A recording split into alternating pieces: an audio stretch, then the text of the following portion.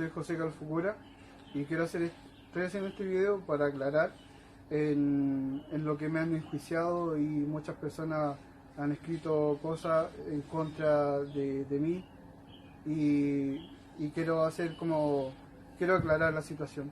Nosotros fuimos invitados, nos llamaron por teléfono, nos llamaron Cercotec, junto que nos iban a visitar para poder hacer una reunión con las pymes y a su vez con las pymes, con el directora de la Corfo y también con el ministro de Economía. Nosotros encontramos que era una buena oportunidad para poder conversar y hablar. Jamás sabíamos que venía el presidente. Antes, en la mañana vinimos a enterarlo a las 5 minutos antes que venía el presidente y generó todo un revuelo a nuestro restaurante y a nuestro trabajo. Siempre ha sido mi referencia de sacar adelante la gastronomía y también toda mi postura ha sido en contra del sistema que se está desarrollando para empobrecer más a la gente, para darle mala salud. Todo eso siempre yo lo he recalcado a través de mis redes sociales. Jamás he sido amigo del presidente y si yo tengo la oportunidad de invitar a la gente, son todos bienvenidos, pero eso sí, no avalo para nada las torturas, ni tampoco ni los balines, ni como a mi gente en el sur.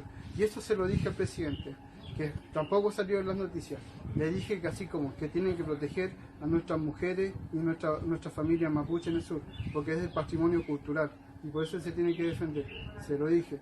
Mis amigos que saben cómo soy y cómo actúo en la vida, sé que me van a creerme y a eso apelo a la claridad, apelo a la honestidad, porque yo en la vida soy así.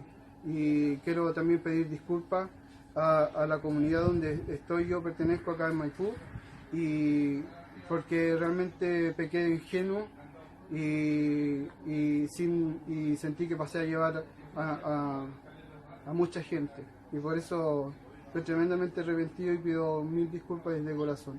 La gente que me conoce sabe que yo actúo y hablo con la verdad. Gracias.